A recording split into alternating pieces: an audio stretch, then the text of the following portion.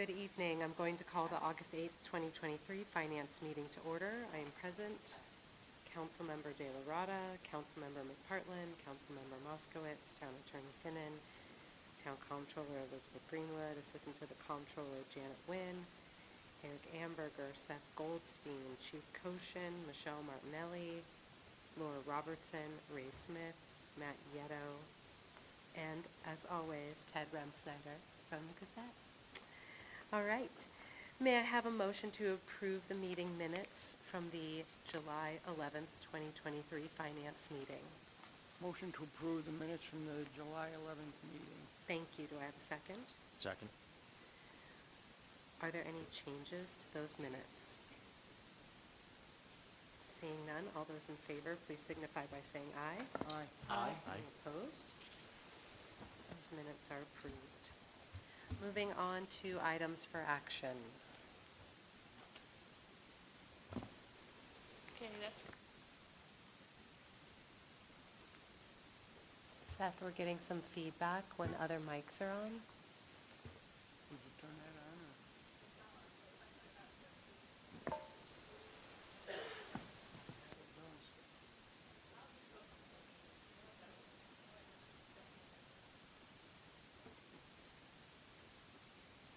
there. That's better.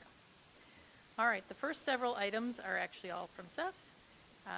They're pretty straightforward, so I can cover them unless he wants to come up. The initially one is a resolution to declare certain items surplus based on the inventory that he's been doing with the interns. They've been able to get through a lot of stuff, so that's been excellent.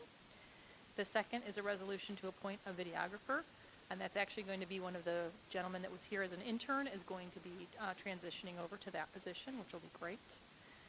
The next one is a resolution to pay the annual fee for our Google Workspace for the town. And the final one from Seth is a finance approval to pay the fee for remote monitoring and maintenance on our system. That is the second page in there. It's an invoice for $4,232.82 to Ninja One. Can I get a motion to approve that? Yes, a motion to approve the payment for remote monitoring and maintenance. Second the motion. Thank you. All those in favor, please signify by saying aye. Aye. Aye. Any opposed? Okay, that motion passes. Thank you very much. All right, the next thing on the list is a resolution to appoint Marshall and Sterling as the town's health insurance broker. I just want to give the board a little bit of history on this. Previously, they had been the town's broker. It was switched over to USI a couple of years ago prior to my getting here.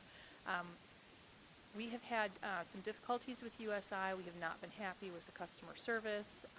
It's caused problems for a number of our employees. And so we started talks this year before we got into the budget just to say, hey, looking at both as options again for our broker. We preferred to switch back to Marshall and Sterling for their customer service, but in addition to that, they've come up with a couple of new programs.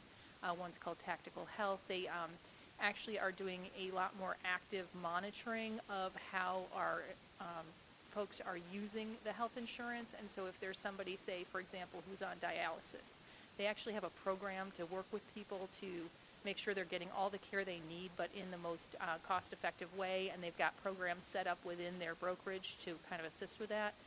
It's a new thing that they're doing, but we think it would be very good for us and for our employees. It won't change our actual health insurance. It'll still be CDPHP. They'll just renegotiate it for us, but they'll serve as our brokerage, and I think we'll be happier to have them back just with the problems we've had with USI over the last couple of years.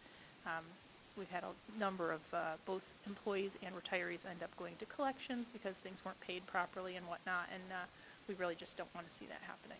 So, Is there a difference in pricing between? this will actually cost us less, so that's good too. That is good. Yes. So I think it'll be a better fit on several levels.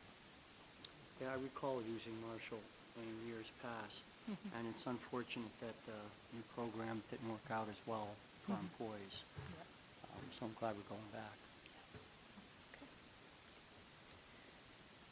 All right, we'll have a discussion regarding certain budgetary modifications. Nothing out of the ordinary in those. And the final one was the chief had wanted to start having a discussion regarding the ACO position. Do you want to come up and discuss that, or? All right. We're sort of in the preliminary stages of talking about it. I brought it up in the police and public safety meeting. Our current dog control officer, Dave Stern, we don't see him coming back for the foreseeable future due to some issues that he has outside of employment here regarding medical issue. And so what I had discussed in the police and public safety meeting was the concept of potentially taking the funds from this position and building it into maybe a special assignment for a police officer. We've noticed over the years, it's been a number of years since we've had a consistent animal control or dog control officer in the town, and it's a very small budget item. So it's difficult to get somebody that wants to be here for what is considered an extremely part-time position consistently.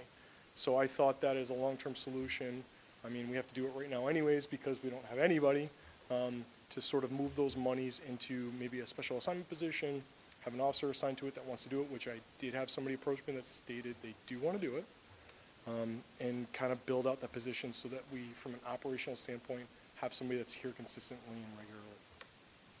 So, as you said, a special position with a stipend, or there would be some financial incentive for that officer to do Sure. that. Now, I know in the past we sort of have said it's really our dog control officer, Yes. right? Because when you get into animal control, it's just a very wide category, right? Yeah, You know, so we certainly help. raccoons, Yeah. it gets to be a little different. We try not to engage non-domesticated animals as much as possible. Obviously, we help our residents in any circumstance that we possibly can. But yes, it is a dog control officer position that we're supposed to have. Right, which we've seen that we do need We in do. the town. We certainly do. And especially, if someone gets bit by a dog, they should be reporting that to the police department, because there's records for those types of things. Correct. And Michelle has done a very good job getting the dog licensing, and now we've got the chips and all of those things. Well, and I think Michelle and I have spoken. I think that she would like somebody that was here more regularly. And if it was assigned to a police officer, they're going to be here just by default more often. It's not going to be, sort of that every other Thursday kind of setup that we've had in the past couple of years. So would this be somebody that's on days now? I mean, because sometimes the officer, the dog warden would get called in, correct? I mean, Correct. at certain times and stuff like that. The officer that stated, I'll tell you who it is, Josh Wyman. He approached me. He said he'd be willing to do it. He's currently assigned to days, yes. So, Thank you. do we have any other questions?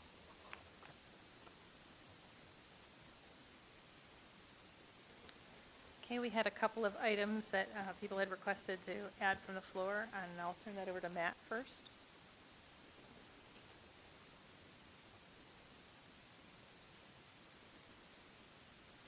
All right, the first item would be the resolution to approve the hiring of a contractor to repair our gravity belt thickener at the sewer plant. I sent around an email a couple weeks ago, asked for emergency approval. This is just a formal approval through the resolution process. So the work's been done already. We did it under emergency repair. So I'm just asking for town board resolution to approve it. So do we just need finance for that, or do we need a It's resolution? It's 11,006 resolution. And then the second one is a resolution to amend a resolution for the purchase of a dump truck. Inadvertently put the wrong vendor name on the resolution, so we just need to correct that one error. That's all I have. Do you have the resolution number, by any chance? I can get it. I'll email it to you. Thank you.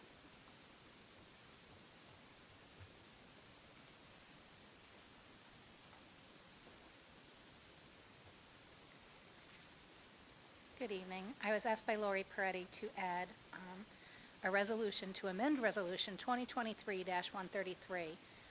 Nancy in our office had, along with Matt's resolution, noticed that a voucher came in for payment, and instead of having Niskayuna Booster Club on it, it had Allison Camero, which is correct, so we just need to amend that resolution so that we can pay Allison. We're not going to pay the Booster Club. And I'll have Lori send you all that information.